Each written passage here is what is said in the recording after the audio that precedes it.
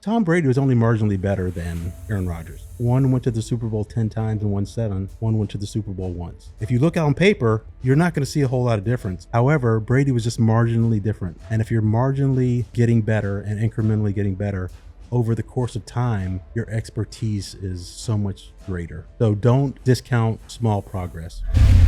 You're listening to The Hot Wash by Born Primitive Tactical. I'm Bruno Fallon.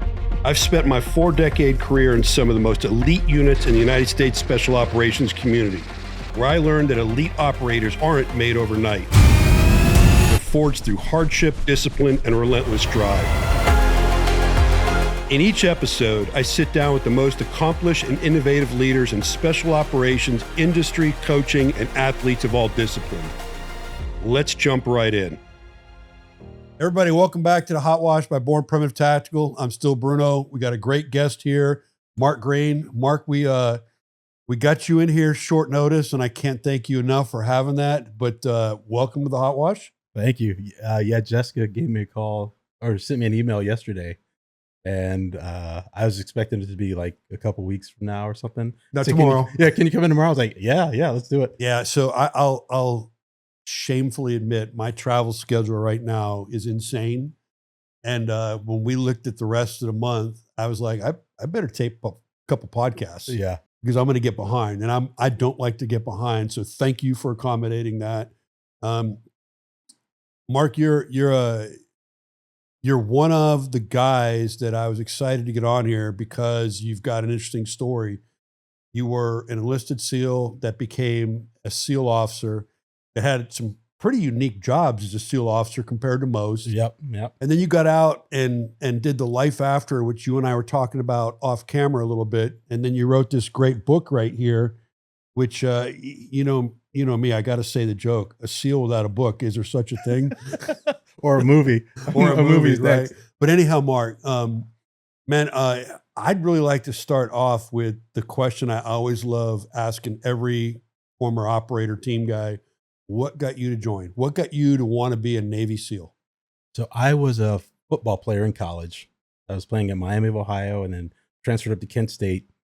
Had a horrific shoulder injury because I played quarterback. And all of a sudden I was no mission, no football. I was just Mark. And a best friend of mine showed this video called Be Someone Special. Right. I'm sure you've probably seen it, but old video, terrible quality. But as soon as I saw the opening credits and then what the teams were about, it lit an inferno. Right. And I was just like, that's what I'm doing. And fast forward, I transferred back to Miami, Ohio, closer to home, and ended up flunking out of college. And it was really because I wasn't in college to go to college. I was in college to play sports. College to go to football. Yeah. That was my high school story, by the way. Yeah. I get it. I went to high school because I played baller football. Right. Yeah. And so then I flunk out of college. I'm working at Blockbuster Video. And this old buddy of mine walks in and says, what the fuck are you doing here? You're supposed to be this XYZ guy. And here you are, be kind, please rewind in your khakis and your blue shirt. And I didn't have an answer for him. Completely embarrassed. So it had been in the back of the team guy dream had started to kind of float to the back. And, but when Jason came in that day, Inferno started back up and I literally joined the Navy the next day. So we'll way down in the podcast get there. You and I off camera, we're talking about guys coming out the back end and losing the zest. Mm-hmm. But this is cool because you're a young guy that had your dream squashed to playing ball and you kind of just were nowhere. And then all of a sudden, boom, let's go. Yeah. So you joined the Navy. Talk me through the highlight reel of getting you went to Team 5, right?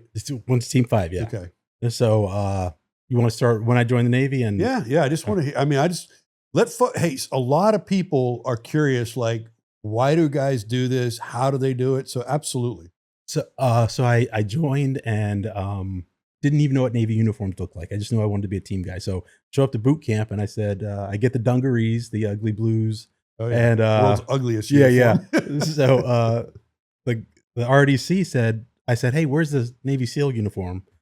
And he looked at me and so it's like, don't even get undressed, man. So I got my dungarees, and a guy who ended up being my neighbor gave the PRT test, which I failed the first time.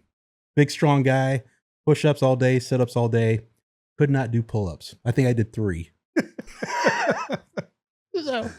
So I will interrupt for a second. Anybody that knows me, this is a funny thing I say, but I mean it. I think the sexiest thing a woman can do is dead hang true pull-ups. When I walk in a gym and I see a woman doing dead hang pull-ups, I immediately say to myself, athlete. Yeah. Because I know dudes that can't do them, and you could only do 3. And they were an ugly 3. You know? So, but the thing is, I needed that failing point to say, okay, I'm not quite ready for what's coming. So each night, at the end of the day, they turn off the lights. I'd sneak into the bathroom, and over the commode, they had a bar. Got a towel, and I just did pull-ups. And I only had 4 weeks to go from 2.5 to 8. And I just kept working my ass off. And finally, 2 days before the test, I could do 10. But that's without doing all the other stuff. Right. So I'm just like, this is going to be close. So I push-ups, fine, sit-ups, and I hop up on the pull-up bar, and I get up to 7. And it's ugly 7. But I think I got one more. So the bar is right here. And for some reason, Bruno, I don't know what happened. Somebody called the instructor for a second. He turned away for that second. And I'm like, okay, I can either maybe get this, or in this split second, pull my chin up and then pull up over the bar. I chose the latter, right? And I did one of these and pulled myself up. And somebody counted out 8, just like, did it. Hell yeah. And the instructor looked at me, he's like, you little bastard, I know what you did. I was like, I don't know what you're talking about. So I hop down and do the run and stuff. And the guy's like, look, your RDC said, this kid's been doing pull-ups every single night after lights out. And like, if there's any way to cut him some slack, he's like, this kid's worked at it. But he said, the instructor said, look, work on your pull-ups before you get out there. And I was like, yes, sir. Because it's coming. Yeah, it's coming. So I went down to Ingleside, became a mineman. And that was September to December. January 2nd, I show up at Bud's. And what year is this? 96. 96, okay. Oh, I show up in January 2nd, 97. Okay. Yeah. And then they set us outside the pit. And you see all these horrific injuries coming out.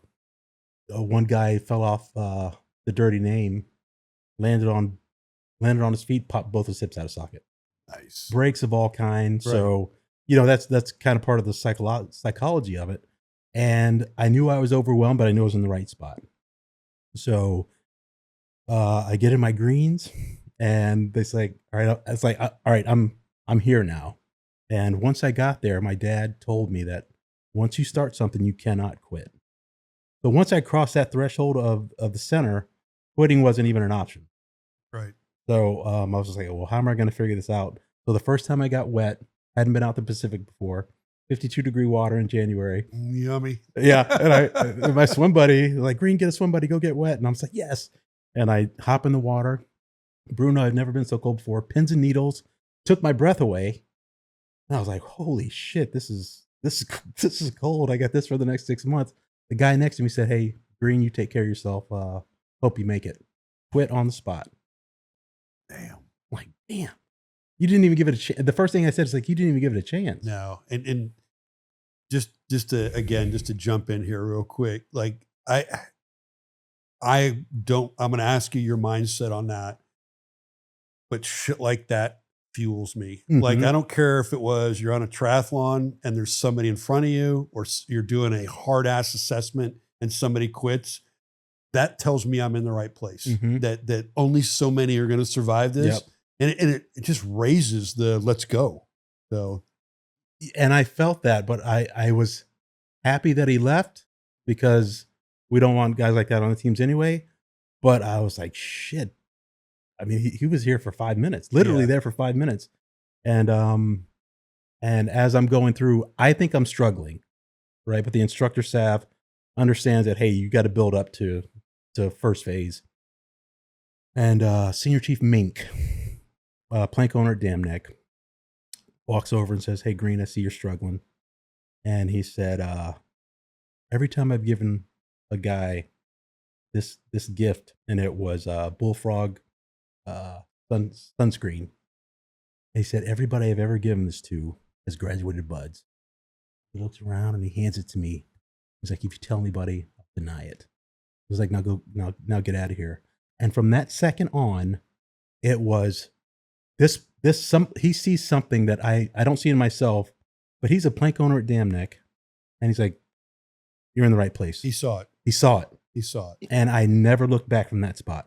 So question, did you ever run into him future in life? No, man. No.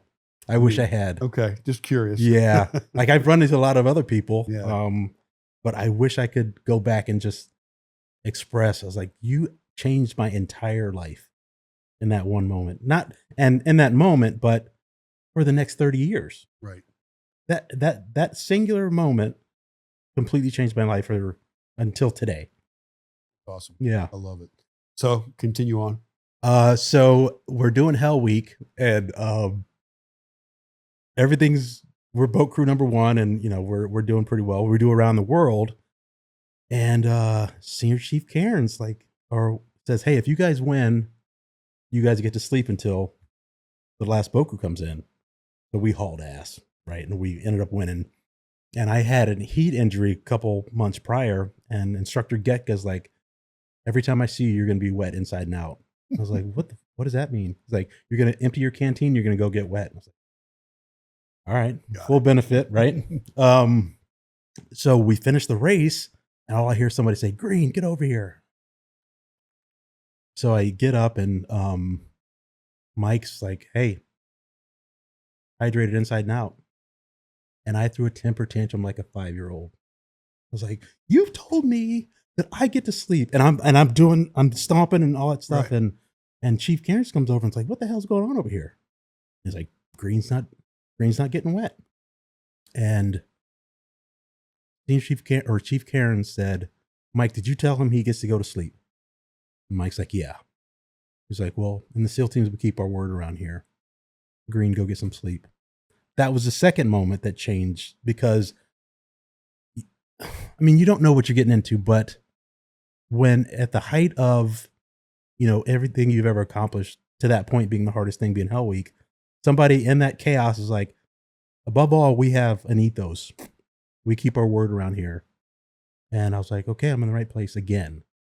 So then I graduated straight through, showed up at Team 5, realized I didn't know anything, which was good. And one of the interesting things about BUDS and the BUDS process, you have the things you have to accomplish, but on the side note is those instructors have to say, "I want to work with this guy at the end of the day." That's right. That's in that process. It's unwritten, but it's, hey, am I going to want to work with this guy?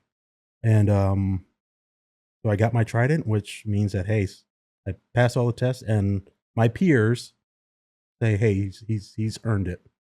And I was like, okay, I'm gonna earn my trident every day. Love it. So you get to Team 5. Get to Team 5. You're the FNG. Yep. And what are we in 98 yet, or?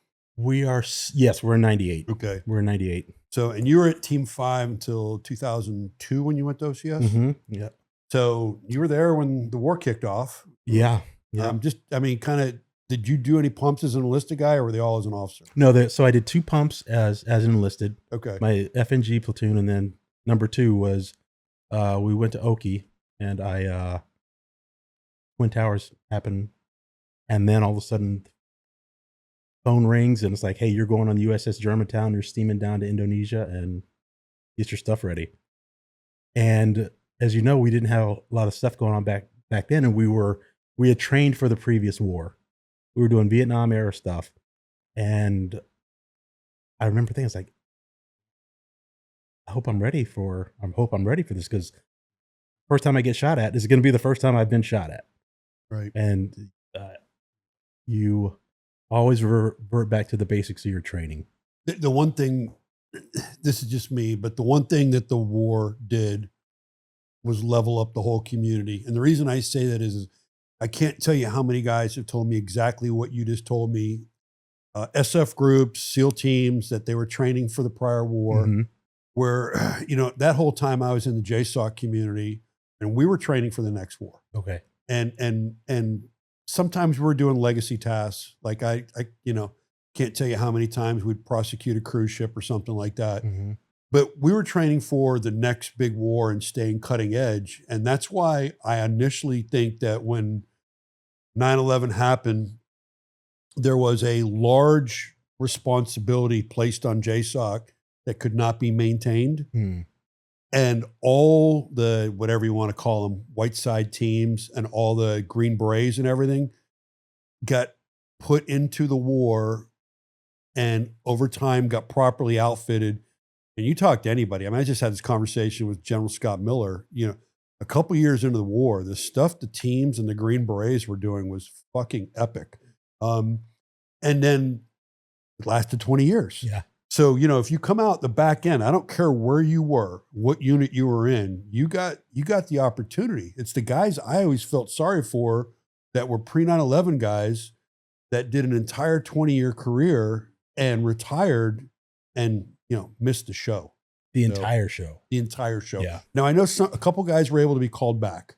You know, a few guys here and there were called back, but man, I can't fathom that because I was very fortunate, right place, right time guy. But I know a couple guys that just missed out and they've, you know, I guess it's like being in the NFL for a 20-year career and never getting to the Super Bowl. You know, I mean, that's the way I look at it, but you got there, man. And so as you're being an enlisted guy and you're doing these pumps and everything like that, what's the change in life that made you decide to have a change? So my first platoon was had a Mustang OIC, former Dam Neck chief, old salty LPO, and I saw what right looked like, and I was spoiled because, you know, the OIC and the chief, the head shed, they could argue, but as soon as they walked, we could hear them arguing in those old huts. As soon as they walked out, united front, and this is your job, and here's what you better do it the right way, but they gave you the tools to do it. So I was just like, okay, this is awesome. Next pump was the exact opposite. Everybody was new, experience was limited, and my notebook for my first platoon was, here's everything that's right. My second platoon was, there's some things that are right and here's everything that's wrong. And I said, I think I'm ready to take that next step. And the stars aligned. They raised the age waiver from 31 to 37. And I was at a 4th of July party. And the CSO over at Warcom said, you got to get the highest guy you can get to sign off on your package. And I just happened to meet this gentleman named Dean Laird, who was the only fighter ace in the Pacific and the European theater in World War II. And so I was like, hey, Mr. Laird. That's pretty impressive. Yeah. That's pretty impressive. Yeah. So I was like, Mr. Laird, can you do me an OCS letter? He's like, oh, son, I'm not very good at it, but my friend is great at it. And give me a call in a couple weeks and I'll introduce you. And Dean was old at the time. I was like, this guy's not going to last for 2 more weeks, you know? So, right. Get my fingers crossed, gave him a call and he's like, yeah, Jim said he'll see you Saturday. And I was like, I don't know who Jim is. Right. And it was Admiral Stockdale. Oh shit. Yeah. That's a powerful letter, right? Yeah. Yeah. And he was the kindest man I've ever met. That's awesome. After everything he'd been through, he still had so much kindness left. So I show up at his house, not knowing what to expect. And the first thing I said was, Admiral, just so you know, I flunked out of college. He's like, I don't want to hear that shit. He's like, you're here for a reason. Your peers said, I looked at your evals. Your peers said, you're ready for this next step. So I don't want to hear that again. I was like, yes, sir. Hell yeah. Yeah. And he tuned me up right on the spot. And I was right. like, Roger that. Okay. And so I had the interview with him, 4 hours of like picking his brain, but, you know, getting to know him. I go home, get a call the next day at 8 a.m. Mark, where the hell are you? It was Admiral Stockdale again. And his dementia had kicked in. He had forgotten that we had interviewed the day before. Oh, goodness. So I got dressed up again and showed up and had the same interview, same 4 hours. Same the next day. conversation? Yeah. I had the answers to the test this time. Love it. So he ended up writing a handwritten letter, and I have it in my OCS package still. And he went to Warcom because things were taking some time. So he shows up at Warcom. He's like, "Who the hell do I got to screw around here? You get Petty Officer Greene in OCS." And I guess it was just mayhem because Admiral shows up and Medal of Honor. You know, they have all the pleasantries have to happen, and he's just like, "No, my guy's getting in OCS. What are we doing?" Everything got approved. That is awesome. So I went over to the East Coast and I got to teach the sniper course. Yeah. So that's, I mean, for those listening that don't know, that's awesome. So usually, especially a junior officer, you're not on the sniper cadre. Right. So that's pretty cool that you got that opportunity. Yeah. So I went through sniper school as an enlisted guy. Right. Right. And then got to instruct. And that was the most rewarding, one of my most rewarding jobs and the teams, because I struggled with sniper school because the way I see the world and solve problems, I see the world in 3D, let's say, but I get information in 2D, and I just ask questions and fill in the blanks until I had my aha moment. But with military training, it's a churn, man. You gotta here's the curriculum, here are the standards, get after it, right? And you don't have time to answer questions. But the Army Marksmanship unit came in, and I just put myself in their back pocket. Why is this doing? Why are we doing this? And what's this like? And finally, like, Greene, go away. I was like, but I don't understand it. And so I didn't pass the stalking portion. Came back the second time, passed the stalking portion. But again, it was my notebook of what not to do. Right. And if you ever get a chance, don't make these mistakes. And I got the opportunity to teach the sniper course on the East Coast. And the best day I had was when my students would fire me. And I mean that is, you're nurturing them. You're taking them from infancy to expertise, right, in 10 short weeks. And the light's just not on. And no matter what you do, they're just going to get it. They're going to get it in their own time. And hopefully they get it within a time frame of the course. So the one day the light would come on, you could see it, and like, "Mark, I'm good." Like, all right. And I would just watch them grow because they had the potential. It's just, you got to admit, there's always, especially if you take someone that you're like, I don't know if he's going to make it. And at the end, you're like, dude, you're crushing it. Yeah. There's a lot in that, right? Mm-hmm. There's always something to be said if you ever get put in an instructor position of how you can handle it. It's I always viewed it in my career, and my story is I saw it was punishment because I always wanted to be an operator. I did not want to be at the schoolhouse, and I always avoided it. And then when I reflected back on time at guys that took the 3 years and went and did the instructor duty, I'm like, that's genius. Mm-hmm. You got to pass those skills on. You got to work with guys. And then when you go back to the unit, you run into those guys. Right. So, anyhow, continue. I was an enlisted guy, went to OCS, came back to Team 8, and part of the guys I put through the school, they were now at Team 8. That's awesome. Yeah. That's so cool. And your reputation precedes you. So if I would have sucked, first thing they would, Greene's coming as a sniper instructor, shit bag.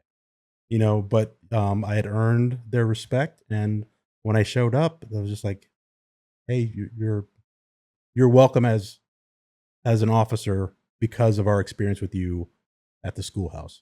How did you? For me, and again, I went from being senior enlisted to being a warrant, and then eventually a very senior warrant. How did you see the difference from being enlisted to being an officer? The one thing I like about as you grow and you stay in the military longer, if you're a performer, you get put in a position of leadership, Mm-hmm. right? Right. And I think that the one thing you can always do to fix a community is be in a leadership position. Mm-hmm. Because if you're bitching, you better look in the mirror, right? Right. So I just had a great experience as an officer, and it started at OCS because I think I have the attributes to be a leader, right? However, I haven't done it before.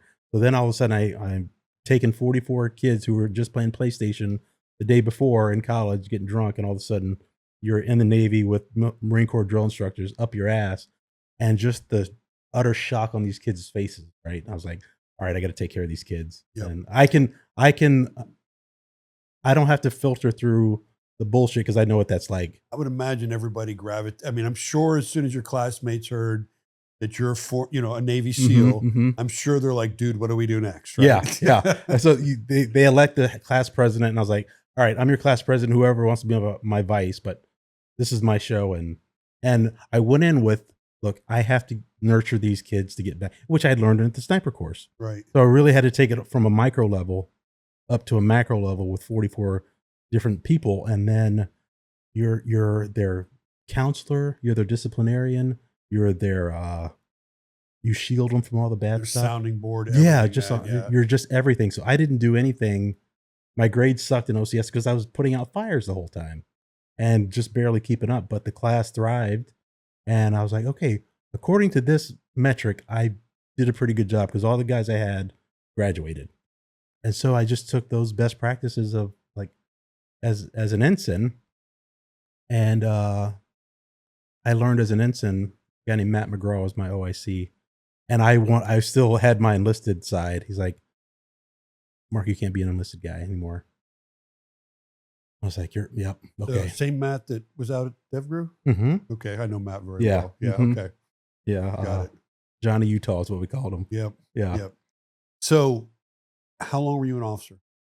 For 13 years. Okay. Finishing out your career. Yeah. What was best moment?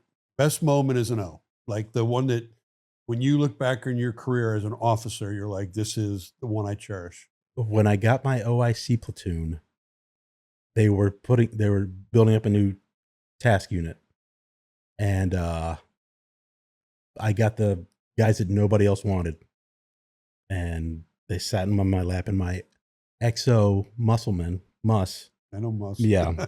Great guy. He and I went through it. Yep. So I go to Mus. I was like, what the fuck, man? I was like, I have all the dregs of the society. He's like, Mark, if I didn't think you could do it, I wouldn't have done it. I was like, okay. And my chief was a former skinhead. So you talk about leadership challenge. There you go. Yeah. So I was like, okay, this could get spicy. But I made a decision to like, I'm not even going to say anything. I'm going to see, because the chief OIC relationship is the most vital. Right. And I was like, I can't have this thing that possibly happened taint that. So I'm going to clean slate. He gets a 100% clean slate. And so I took my dregs of society and realized that they were incredibly talented. They had just not been nurtured in the right way.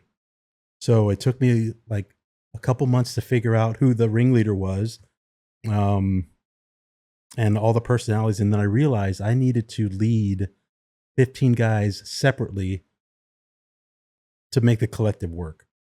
And so somebody wasn't good at one thing. And I was like, for our department heads, what do you want to do? And I want to be an ordnance guy. I want to be intel.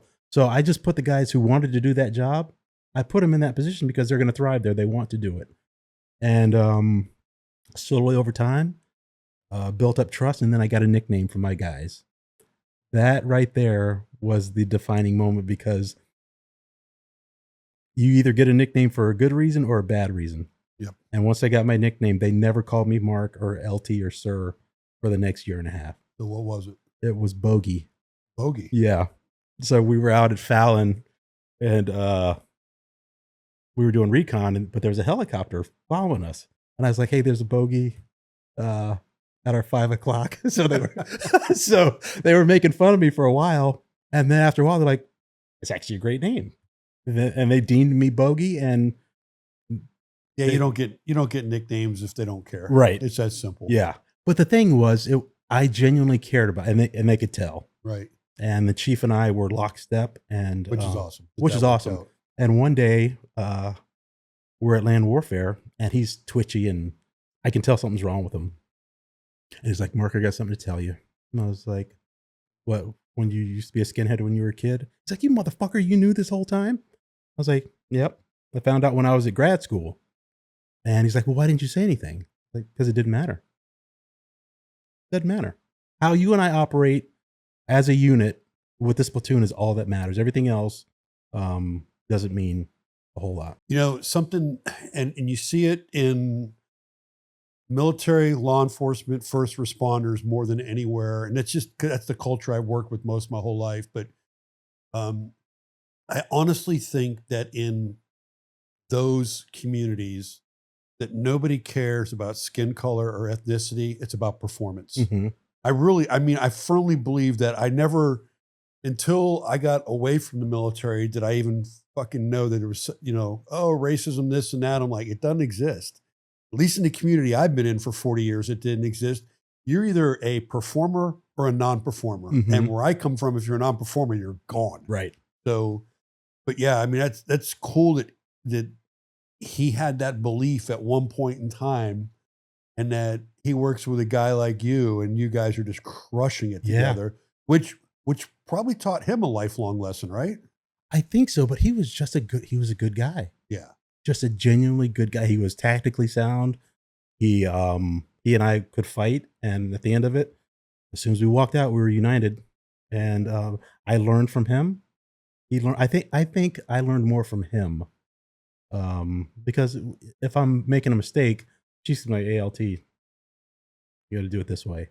And we really just took care of each other. Perfect. And that's the relationship you got to have. You got to be complimenting, right? Yep. Yeah. And that's, I think that's something that more businesses need to adopt, is that I had a guest on here, and I use this quote a lot, but Mark O'Neill, retired 2-star Army general, commanded a bunch of the tier 1 organizations. But he said, and I loved it, if I'm the smartest guy in the room, I need to go to another room. Right. I agree with that, man. Oh, yeah, I agree with, if you walk around and you think you're the smartest guy in the room, either A, you need to go to another room, or B, you need to you don't know your people. Right. Because there's some pretty smart fucking people out there. Yeah. And I have never proclaimed to be the smartest guy in the room. I just always proclaimed to be the guy that's ready to lead. Mm-hmm. And that's who I've always been. I'm ready to lead. Yeah. But no, I love that. So that's your best moment. What drove you to retire? What was the I've done enough, time to move on, and what's the next chapter? Well, a couple things. As you get out away from the operational side, and then you start going to the staff stuff. And I'm sorry, what year did you retire? 2016. Okay. So as you start to go up, you start to see kind of the cracks in the organization, leadership wise. And I was just like, all right. And then all the fun jobs were done. I had aged out of screening. The first time I could have screened, I would have been 40. I had a ruptured patella tendon. I needed 2 rotator repairs. And Muss was like, hey, you're going to screen, right? And I was like, Muss, I'm falling apart. And I told him all my injuries. He's like, yeah, you wouldn't make the first day. Right. So I was like, so I made the conscious choice to give that up because I wanted to be an officer. And if the timing worked out and I could screen and make it, then I'd take that opportunity. But I timed out, and I was 44 when I retired, and I looked around and said, I'm more marketable outside of the teams at 44 than I would be at 54. Right. And so ended up getting out and retiring, and I had no idea. We talked about this off camera. You asked me, I was telling you about guys. I just came back from a reunion, older guys, and I didn't recognize half the guys at the reunion. Mm-hmm. They had timed out. Yeah. You could tell that they were no longer in the gym, that they were deep in the bottle. All of them, when I say all of them, there's a bunch of guys that were really out of shape. And it just told me that they had decided that I'm old, and I'm just going to live to be old now. And it's okay. Instead of waking up every morning and going, let me take a shot at not being old. Yeah, right. I mean, you know the deal. It's, you got to work at it. Mm-hmm. And And my pet peeve right now is all these longevity coaches on human performance that are in their 40s. They have no fucking clue. At all. I have no fucking clue until you get above 50 and, like me, above 60, what longevity means. I'm closer to 61 than 60, brother. Thought we were the same age. Yeah, but my point being in all this is that at some point in time, you're retired, you don't know what you're going to do, but I think this is the most important time in all of our lives as veterans and first responders and Leos and all that, that when you walk off the job for the last time, you better have a fucking plan, because if you don't have a plan and you just go that route, you are going to be the guy that goes from 45 or 50 or 55 years old to 70 in a year. I mean, it just happens. Yeah. So talk me through your path. So I was on the path to the easy button. I was applying for the FBI, and I was at a function for a nonprofit, and got there early, and ran to this gentleman. And as we're talking, he said, "Man, you were enlisted, you became an officer, you earned your MBA." He's like, "What are you going to do next?" And he was excited for me. Right. And I said, "Sir, I have no idea." He's like, "Well, how do you feel?" I was like, "I'm actually terrified." I didn't have a filter. I didn't expect the question, and it just blurted out. Yeah. And the look on his face was a mix between anger and 100% determination. So he gave me his card and said, "Mark, I got to go. But here's my card. I want to fly you out to LA, meet with my staff, and then we're going to figure life out for you." The first thing I thought was, why? I was angry. It's like, I don't even know you. What are you going to fly me out to LA for? Because I'd never had that act of kindness. I was a poor kid from Ohio, who initially thought I was going to graduate high school and work at the post office and retire, because that's what my family did. And all of a sudden I have this gentleman say, "Hey, we're going to fly you out." So I'm applying for the FBI and going through that process, and his card seemed like it grew exponentially till it's the only thing I saw. So I gave him a call and said, "Hey, Bill, I'm going to take you up on the offer." He's like, "Great, can't wait to see you." Booked me a flight out there, and I flew out there, met him, and he was more kind than the time I initially met him. I met with his staff, and Wednesday he pulls me aside and says, "Look, I would be doing you a disservice if I set you behind a desk and have you do TPS reports for my company." He's like, "But if you want a job, you have it." And I was like, "You know what, sir, thank you very much." And he said, "Hey, do you want to go to USC tomorrow? I got to meet with the dean of the business school." I was like, USC? He's like, "Yeah." So I was like, "Yeah." The next day happens. I show up. We drive to USC. And Bruno, I got out of the car, and it was graduation weekend, absolute mayhem. I get out of the car, take 2 steps, and say, "God, this would be such a great place to work." He didn't say a word, and I never said a word. We did the tour, met the dean. 2 weeks later, I get a phone call. He said, "Mark, everything we talked about 2 weeks ago, forget it. I got you 4 interviews at USC." And I said, "Okay, what am I interviewing for?" He said, "Don't worry about it. Just don't suck." And he hung up the phone. So I get a USC color tie, get a suit, and I show up at USC, and not knowing what I'm getting myself into. I'm just telling team guy stories, because right. I'm not gonna move to LA and work at a university. Get out of here. No. So I'm just telling stories, right? And the gentleman who I'm interviewing with said, "Hey, Mark, before the end of the day, come on back." So I come back, and of the 4 interviews I had, I got 3 job offers. And he said, "What's it going to take to get you to come to USC?" And my ignorance was like, "The hell does that mean?" And then I was like, "Holy shit, he's offering me a job." Right. So, right. And he said, "What's it going to take?" I was like, "Wait, this is, how much am I what's my salary going to be?" And not knowing what I didn't know, I thought I threw out an astronomical number. And I said, 150,000. He said, "Done." I was like, "Fuck." 200. It was so fast. And then I said, I was like, "Well, family's back in Virginia. My ex-wife's an audiologist." So he calls up the USC Medical Center, because I didn't research USC because I wasn't going to work there. Right. Calls up his guy's like, "Hey, I got a guy I want to hire."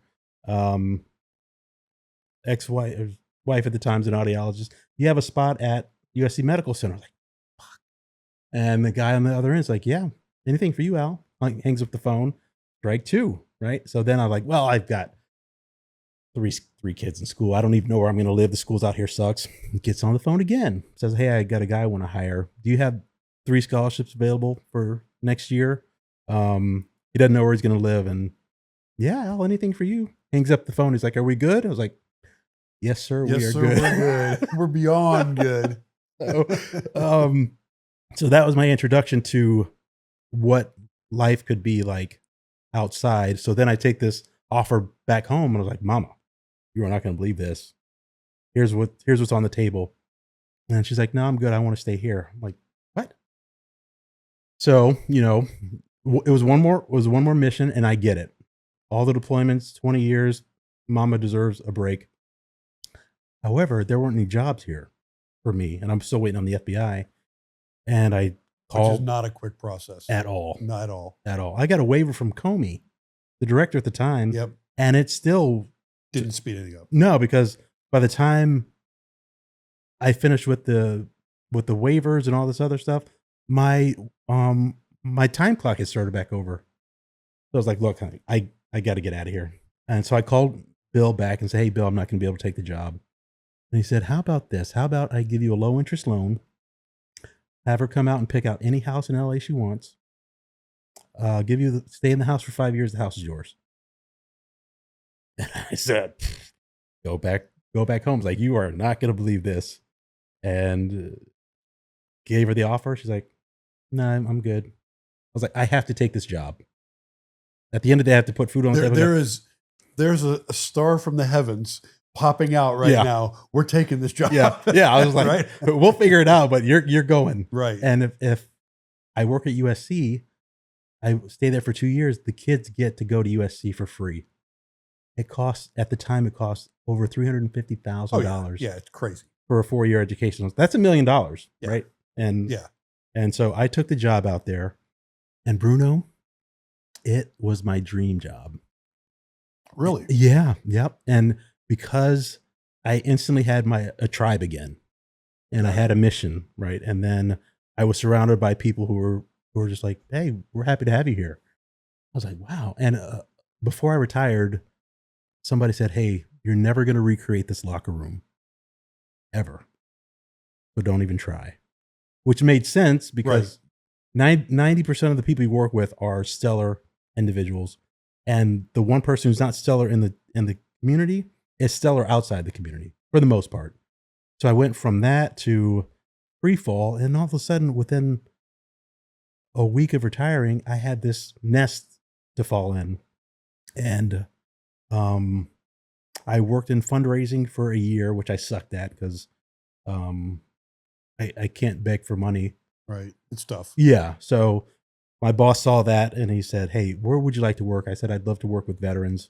He cut me to another department. And as I was working with veterans, my new boss said, look, I don't have enough work for you, so just go find stuff to do. Like, you're telling a team guy to just go find stuff. He's like, yeah. He's like, I have 2 days worth of work for you a week, and it's a 5-day week, so just go find stuff. So I found everything. I had my grubby little hands into everything, and it was awesome. And but I knew I couldn't stay. Right. So I said, if I can't stay, how do I maintain this USC tribe thing forever? Right. And I was like, well, the only way to do it is to graduate. So I applied to grad school for the second time. And I was always curious as to what's the difference between a regular university and a top 20 university. It's pace and volume.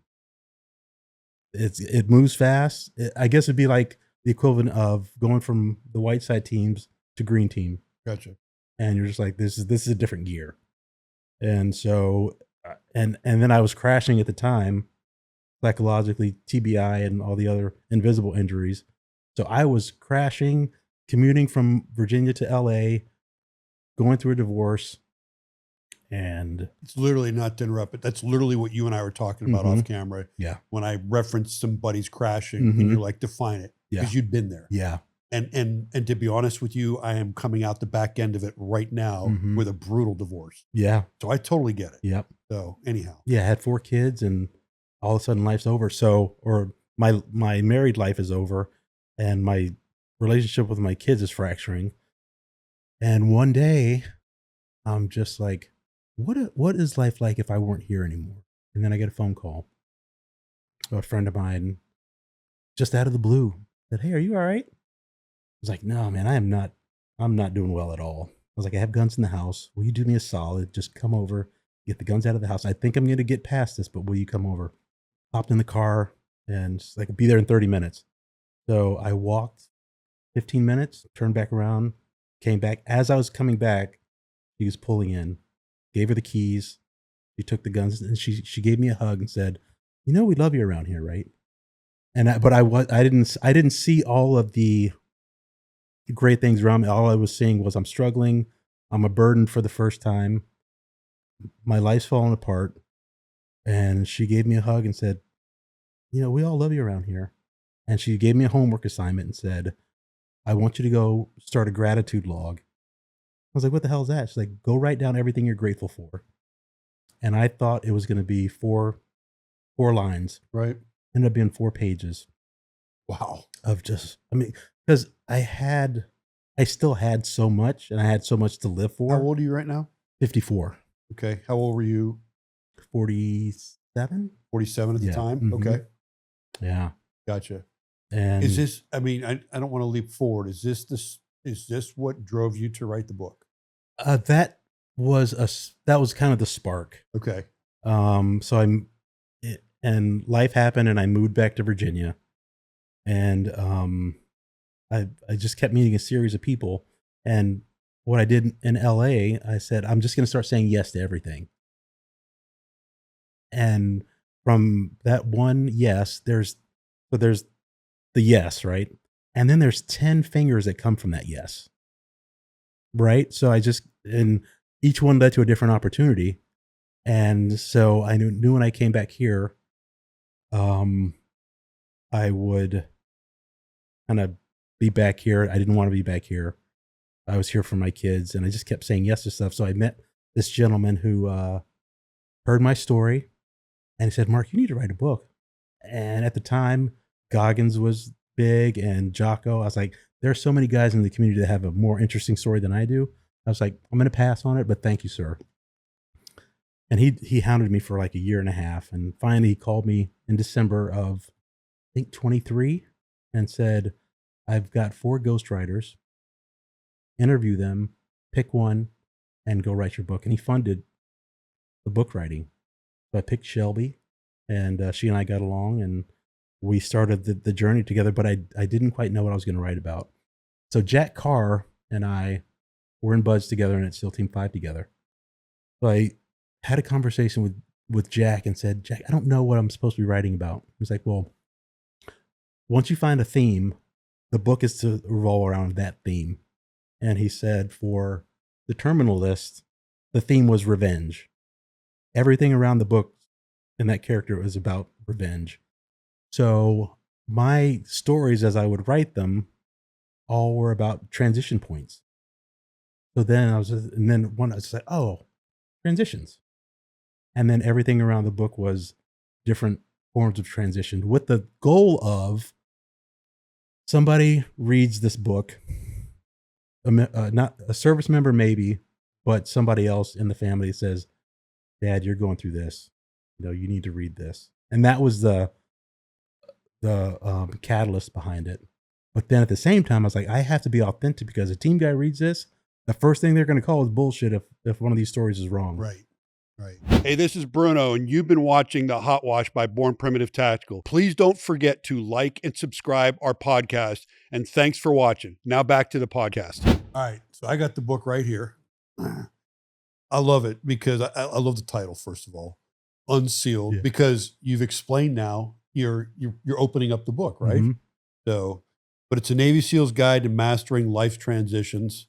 Got a good picture on you there, Mike. But anyhow, everybody can find us on Amazon, right? Yes. Okay. So you start writing the book and you've got a theme. Mm-hmm. Did it pull you out of we need to be checking on Mark? Did it kind of get you motivated in life again? Or, I mean, as you're writing this, is it giving you steam? Yes, because it is, you put out, I picked stories that I thought would be interesting, Right. but then you put it out to an audience, they could say, that story sucks. So you're exposing yourself, and then you're putting your product out, and they're either going to buy it or not. Right. And I sent it to people who I knew who would be honest with me. And each person who read it, they gave their critiques and stuff, and I took them on board. But they said, when I'm reading this book, it's like I'm talking with you, like you and I are talking right now. I was like, okay, that's the atmosphere I want for the book. Right. And then they're like, I said, well, what story resonated with you? And each one had a different point of resonance. And so I'm struggling because as I'm writing it, I'm talking at my audience and not to my audience. So the editor looks at it and says, okay, great content. I don't feel anything. You're talking at your audience. So she taught me how to not academically write, but to express. And I was like, I don't even know how to reach emotions. Right. I was like, what is, I don't even know what right looks like. So she just bombarded me with, I'd send her a draft and it's like, nope, this sucks. And finally I hit the note and she said, this is it. So now I knew what right looked like. And then I added depth and I added emotions to it. I was like, ugh. Right. Feels gross. I love it, man. Yeah. And then Shelby and then the editor, like, this is it. You are ready to go. And I was like, we were editing it till the last minute. Of course. And then finally I was like, look. Yes, slap the table. I was like, that's it. Yes, slap the table. I was like, don't send me another edit because I will not touch this book again. This is what we got. Right. And reluctantly she said, fine. And then we put it out, and then slowly over time, it just picked up steam. And then you're not going to make money off the book, but you're going to get opportunities from the book, which have, I've been on Andy Stump's podcast. He and I were classmates and at Nice. Team 5. Yep. Mike Drop I did Jack Cars. Awesome. And then just opportunities from that. So then the gentleman who sponsored me said, this is a really interesting story. I told this story to a girl in Hollywood who has a similar story, and we've been in the process for a while, but they're making a action comedy loosely based on my life. Really? Yeah. That's pretty wild. An action comedy. Yeah. Right? Yeah. Oh my God. I hope you get to weigh in on, hey, look, don't put my name on that. Or hell yeah, put my name on that. It's a Hollywood thing. So I don't expect it to go anywhere. Of course, right. Right. But if it happens to go somewhere, that's great. But if it doesn't, my life doesn't change. I still get to hopefully affect people in positive ways. So let me ask you, and this is, so full disclosure, I did not know Mark, and your name came up, and I do what I do with all community guys. I run it through the gauntlet. Good standing, bad standing, and he's got a book. Uh-huh. And everybody came back to me and said, good dude, and it's the type of book you would approve, Bruno. Because I did. Once I started doing some online look at it, I'm like, oh, hell yeah, this is exactly the type of book I expect out of our community guys. Mm-hmm. And my stance, just so the listeners hear it, this is a self-help, self-improvement book, in my opinion, which is awesome. And it comes from, you've just heard, if you've been listening to the podcast, a lot of fucking experience and a lot of different stuff in life. I mean, from, football dreams being crushed to just changes that not everybody gets to go through hardship and bounce and keep bouncing back. Right. And that's the theme, mm-hmm. which is what I love. What I don't like in books is when I open it up and I read about a specific target where the I, me, mm-hmm. I just, I'm not into war porn. So yeah, I'm not either. Yeah. I think I touch on Buzz. I think I spend 3 pages on it. You know what book I really need somebody to write one day, listeners, is I need a bunch of retiring captains, colonels, CW5s, senior chiefs, master chiefs, and sergeant majors to collaborate a book on how to retire from the military. Because there's so much shit you don't know going out the door Mhm. that is all tribal lore. Right. And then you get out and you're like, well, why didn't I do that? And why Yeah. didn't I know about this? And then, oh, by the way, you know, the one thing I will give the SEAL community huge accolades on is between things like the Honor Foundation and everything that's out there, there's so many resources for guys leaving to find life after. Yeah. And I think that's huge. Mhm. A matter of fact, we talked off camera. One of my guys that works for me, former DevGru guy, actually spoke to you in his transition. Mhm. And he said you helped him. He said that, you know, your insightfulness and some of the stuff you gave him helped him quite a bit. Good. And that's exactly what's supposed to be going on, right? Yeah. I can tell you that when I retired, you know, at the end of 3 decades, I was going right into a GS job out there at DamNeg, and I fucking just wasn't listening. I just literally was like, let me get out. My time's done, and let me get into this next thing. And when I realized when I was done, man, you probably should have slowed the roll down a little bit, because now, so when I retired, there was no programs for your 19th to 20th year to kind of get to find you. Right. It was literally, this will make you laugh. We did a command underway exercise that I was a lead planner on in October, and I walked away 9 December. There was no handoff, man. You worked at the last second. Yeah. But you know, it's one of those too. That's my energy level. You know, that's where I need to be. So tell me,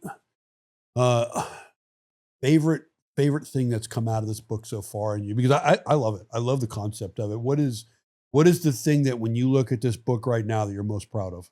I am the most proud that basically this is a book to my kids, because I did not do a great job of articulating what I was going through, what effect that life had on me, and for them to read it and say, okay, I get it. This is my dad.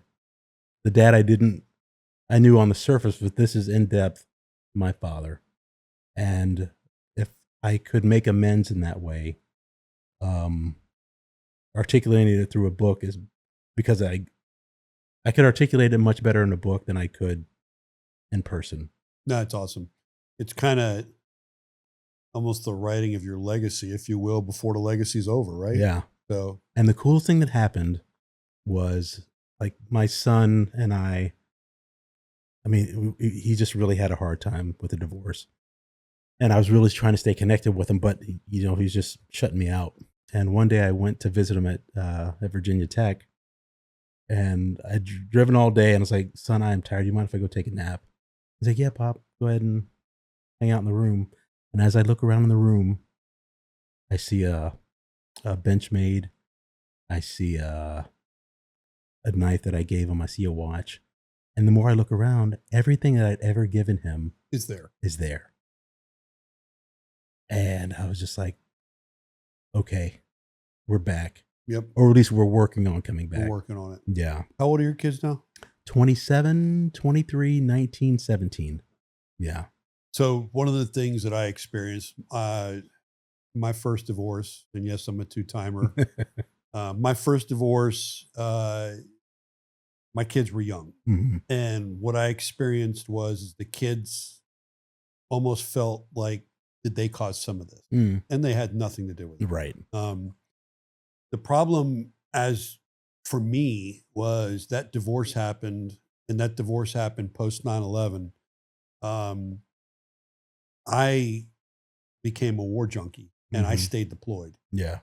So I wasn't a father. I was a poor father to them, but I was doing our nation's business. And literally that's what I lived for. And then I ended up geographically not being with them anymore. And I went years where I was not a good dad. And I was a fucking very, very good operator. But they're two different animals, right? I finally got to a point in life, and it was close to my retirement, that I brought them back into my life. And they were at my retirement, and I don't think they understood what they were hearing. You know, the people that were getting up, the freaking generals and admirals and people speaking on my behalf, I don't think it resonated to them. Right.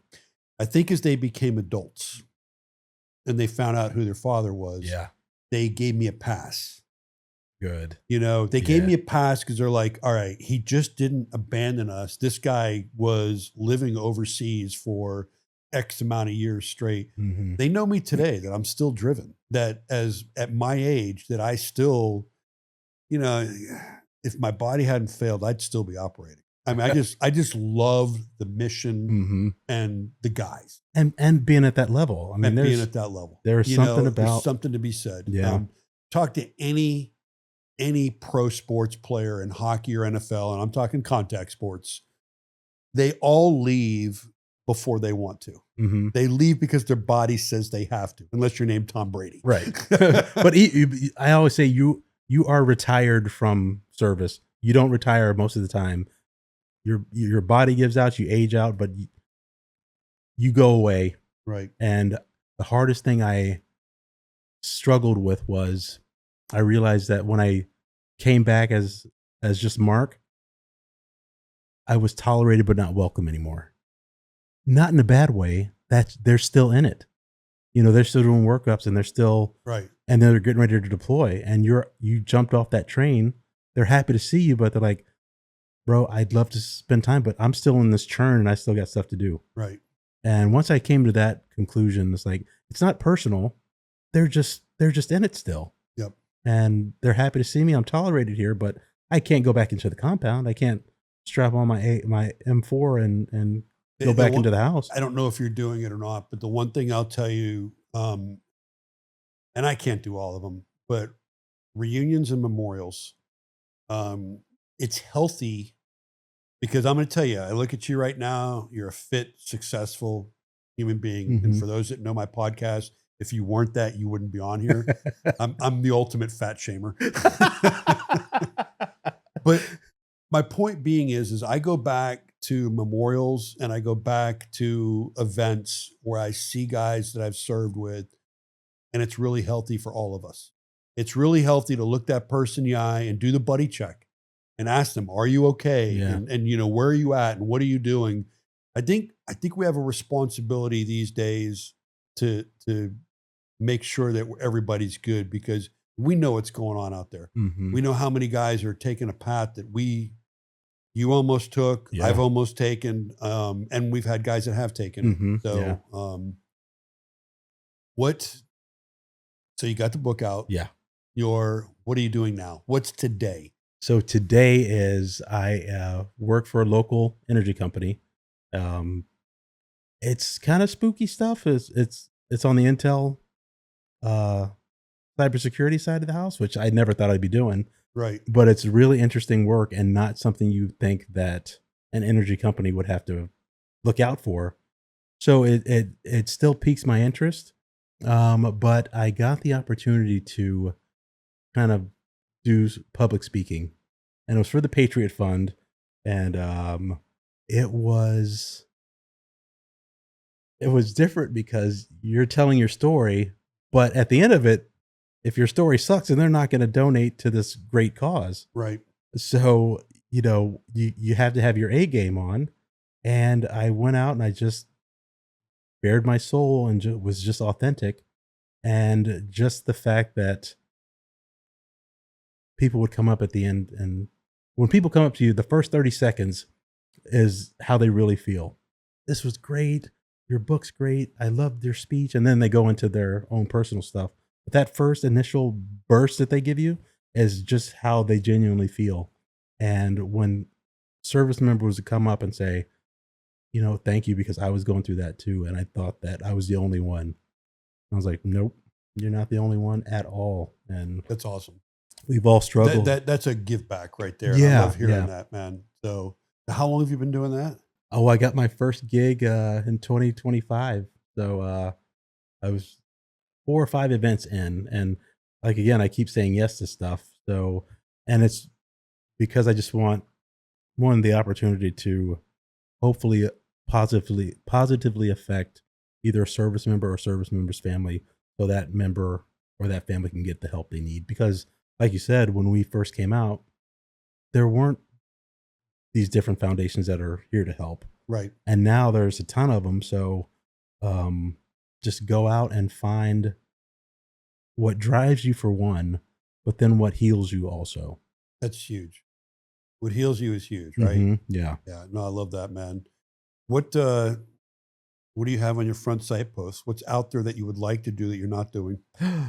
Oof. I think I would love to write another book because I want to fill in the gaps that were a lot of feedback is like, so you told me what you went through and you touched on how you've healed up. They want more But depth. what's next? I was like, you know what? They've earned that.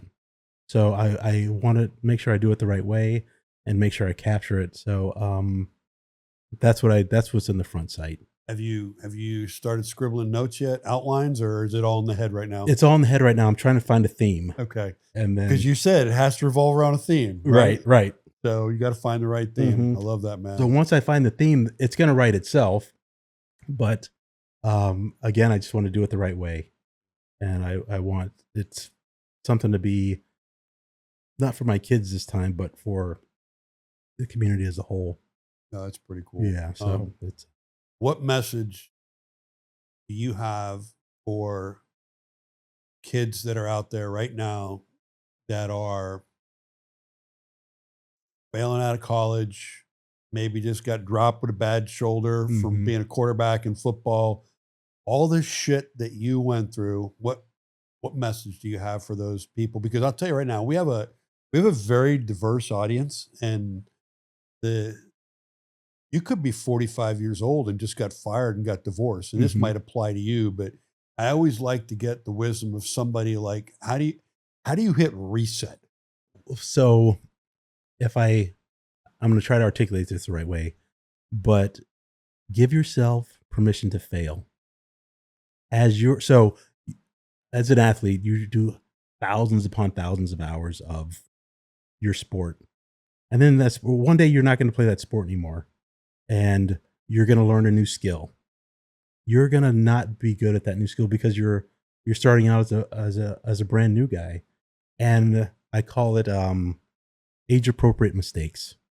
Like if you're learning something, you're going to make mistakes because your aperture's closed, your front sight focus so much that you don't see everything around you. So as you're coming off of your transition point, losing whatever you're losing, job, sport, a family, try to open your aperture, because once you do, you're going to realize how much support you have, and you're not alone, and you're not the only one experiencing this.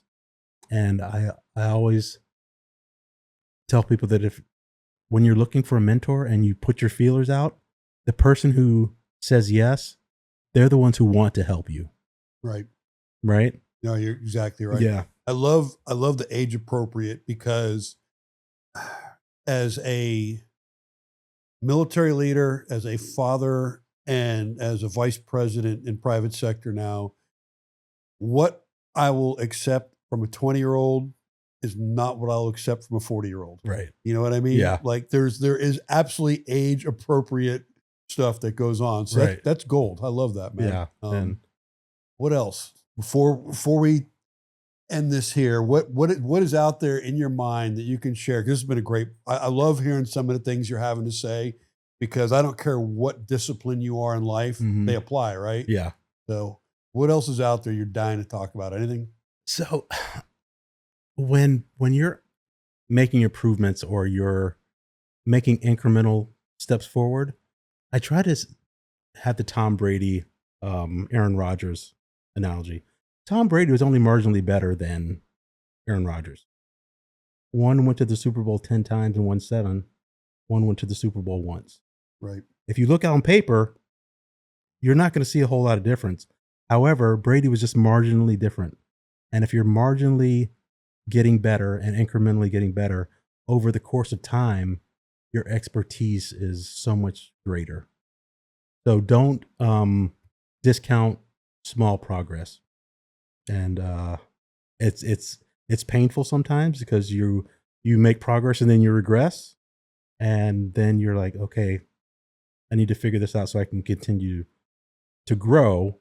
But as I look at the progress I've made, even though I take a step back, I'm still farther ahead than when I started.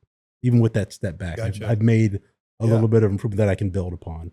I will say this, as a Patriots fan, Tom Brady's so much better than Aaron Rodgers. He really is. But I mean, Tom is slow.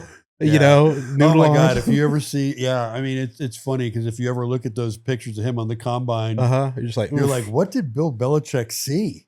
What did he see? Well, he apparently saw it all, right? Mm-hmm. So, but I mean, his work ethic, and I don't know Aaron Rodgers' work ethic, but Tom Brady's work ethic was legendary. Yeah, you know, and just over time, 1 hour more in the film room or in the gym over the career, I mewant you're head and shoulders above. That's right. And you know, there's something always to be said. I want to make sure I say this the right way and not misperceived, but the people that show up at work first, here's a great saying I've heard. And this is something that some Japanese companies are actually big on. When they're promoting people, they don't promote anybody that shows up at work on time. And do you know why? Because that message alone right there says that's all you're willing to give. All you're willing to give is to be on time. Yeah. They promote people that show up early. And that is literally how they look at how they promote people. And I'm like, you know, that's semi-genius. Now, there are efficient people that can show up on time and crush those people. But in a general statement, that actually holds true, right? Yeah. You know, the president of our company here, he started out sweeping floors here in the warehouse, and he was always the last one to go home, and he was always learning, and he was always applying himself. Now he's the president of the company. You know, I want to say it's 7 years from sweeping floors in the warehouse to being the president of this company. That's application. Now the guy is a freaking borderline genius. I'll tell you that right now. So, but anyhow, it's just, it's an analogy to me that don't just show up. Show up and put the work in, right? So, no, I love that, man. I want to cover the book one more time for any listeners. So it's Unsealed by Mark Greene. And I want to give Shelby credit as your writer there, your ghostwriter, because I know how that goes. I have staff that helps me take hieroglyphics into, right. You know, what did we do before Chat GPT, right? Mark Caveman. That's you know, right. But no, take a look at the book, and I'll tell you why. If you pick this book up on Amazon, you're not picking up a There I Was in Battle book. You're picking up a definite self-improvement through somebody's life and everything that they went through book, and I love it. Mark, one of the things I love to do, you come from a military culture. We've got a coin from the HOTWASH. Yes. This is for you, my man. Thank you very much. Thanks, brother. Appreciate it. Any final comments before we end this thing? I loved having you on here, man. You know, Bruno, I yesterday, literally, I said yes to Jessica, and I'm always grateful for these opportunities. And I just really, the last thing I want to say is just thank you for welcoming me, a stranger, onto your show, and it's been a blast. It's been a great time. No, and just know this, that you were a stranger, but you're not going to leave here a stranger, because I've got to know you now. If you don't know this about this podcast, I will not do remote podcasts. I will only do in person. Good. Yeah. I've never done one remote. Yeah. If I don't get to have the conversation with the person and be dudes and ladies talking, it doesn't have what we got going on here. Right. Like I could see, when you were talking about certain things, I could see your passion about certain things, and that's what I'm feeding off of. So I appreciate your time. You're someone that I am absolutely going to call up in 2 years and be like, hey, dude, what are you doing now? Come back on here, because I want to hear about this new book. Yeah. But no, thank you for coming on. For all you listeners, Mark Greene, Accomplished SEAL. It's got a great book out, and if you didn't pick up the vibe off this, is in my mind, a life human performance coach, if you've listened to everything that's been said. So thank you for tuning into the HOTWASH. We'll see you on the next episode. Thanks for tuning into this episode of the HOTWASH by Born Primitive Tactical. Don't forget to like, subscribe, or follow us at Born Primitive Tactical. I'll see you next time.